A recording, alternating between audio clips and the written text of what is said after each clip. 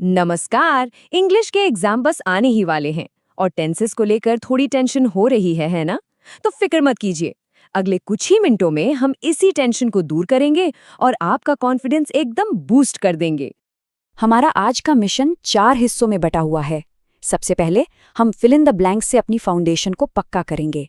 फिर एक जासूस की तरह वाक्यों में गलतियां ढूंढेंगे, टेंस को बदलना सीखेंगे और आखिर में जो सबसे ट्रिकी लगते हैं उन लॉजिक वाले सवालों को भी चुटकियों में हल करेंगे। तो तैयार हैं? चलिए शुरू करते हैं। तो सबसे पहले आता है section 1, fill in the blanks. ये वो हिस्सा है जो हमारी नींव को एकदम सॉलिड बना देगा।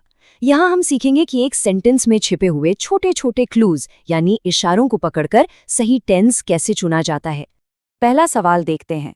She dash football every evening. अच्छा, इस वाक्य में एक बहुत बड़ा हिंट छिपा हुआ है, एवरी इवनिंग। जरा सोचिए, ये शब्द हमें किस टेंस की तरफ इशारा कर रहा है? और अगर आपने प्लेस सोचा है तो आप बिल्कुल सही हैं। पूरा वाक्य बनता है she plays football every evening. लेकिन सवाल ये है कि हमने प्ले की जगह प्लेस का इस्तेमाल क्यों किया? चलिए इसका रूल समझते हैं। देखिए, रूल बहुत ही सिंपल है। जब भी हम किसी की रोज की आदत या रूटीन की बात करते हैं ना, तो हम सिंपल प्रेजेंट टेंस का यूज करते हैं। और हाँ, ग्रामर का एक छोटा सा पर बहुत जरूरी नियम याद रखिए। जब भी सब्जेक्ट ही, शी या इट होता है तो वर्ब के आखिर में एस या ईएस जरूर लगता है। चलिए अब एक थोड़ा सा ट्रिकी सवाल देखते हैं। The train dash arrive before we reach the station. यहां ध्यान दीजिए, पास्ट में 2 काम हुए हैं। एक हमारा स्टेशन पहुंचना और दूसरा ट्रेन का आना। अब बस ये सोचना है कि कौन सा काम पहले हुआ।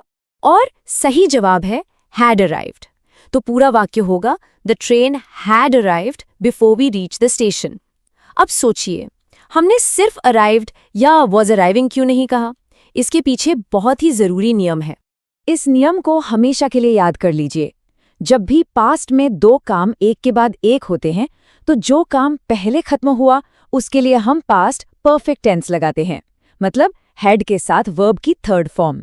और जो काम बाद में हुआ उसके लिए सिंपल पास्ट टेंस। हमारे केस में ट्रेन पहले आई, इसलिए हैड अराइव्ड, सिंपल। बहुत अच्छे। अब अपनी जासूसी वाली टोपी पहन लीजिए, क्योंकि सेक्शन 2 में हम बनने वाले हैं ग्रामर डिटेक्टिव्स। हमारा काम है सेंटेंस में छिपी हुई गलतियों को ढूंढ निकालना। ये वाक्य देखिए, he is knowing the answer. सुनने में तो शायद ये ठीक भी लग रहा हो, है ना? लेकिन इसमें एक बहुत ही कॉमन ग्रामर की गलती छिपी हुई है। क्या आप उसे पकड़ सकते हैं? अगर आपने इज नोइंग को गलत माना है तो शाबाश, इसे कहने का सही तरीका है ही नोज द आंसर। तो सवाल ये उठता है कि हम नोइंग का इस्तेमाल आखिर कर क्यों नहीं सकते? इसका राज छिपा है स्टेटिव वर्ब्स में। अब ये क्या भला है? अरे, ये वो खास वर्ब्स हैं जो कोई एक्शन यानी काम नहीं बल्कि एक स्टेट या एक अवस्था बताते हैं, जैसे जानना, प्यार करना या किसी चीज का पास होना। और नियम ये है कि इन स्टेटिव वर्ब्स के साथ हम आम तौर पर आईएनजी नहीं लगाते। क्या बात है, बहुत बढ़िया जासूसी।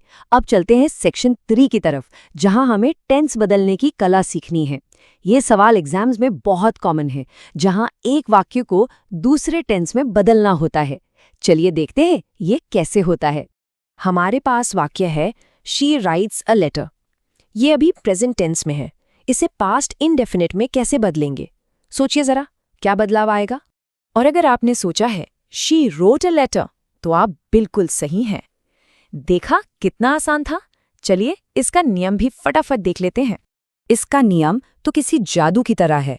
प्रेजेंट से पास्ट इंडेफिनिट में जाने के लिए हमें बस वर्ब की पहली फॉर्म यानी V1 को उसकी दूसरी फॉर्म V2 में बदल देना है। तो राइट्स का जादू से रोट बन गया। और अब हम आ गए हैं अपने आखिरी और सबसे जरूरी पड़ाव पर, लॉजिक एंड रीजनिंग।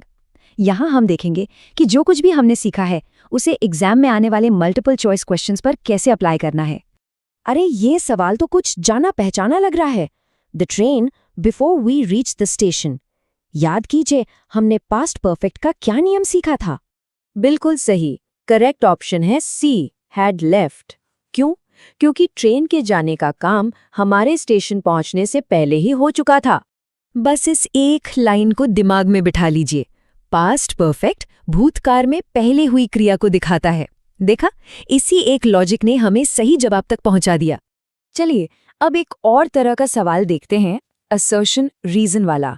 इसमें एक असर्शन यानी एक दावा होता है। हमारा दावा है the sun rises in the east, और इसका रीजन यानी कारण बताया गया है universal truth uses present indefinite. अब हमें ये पता लगाना है कि ये दोनों बातें सही हैं या नहीं। तो चलिए इसकी जांच पड़ताल करते हैं। पॉइंट नंबर 1, क्या असर्शन सही है?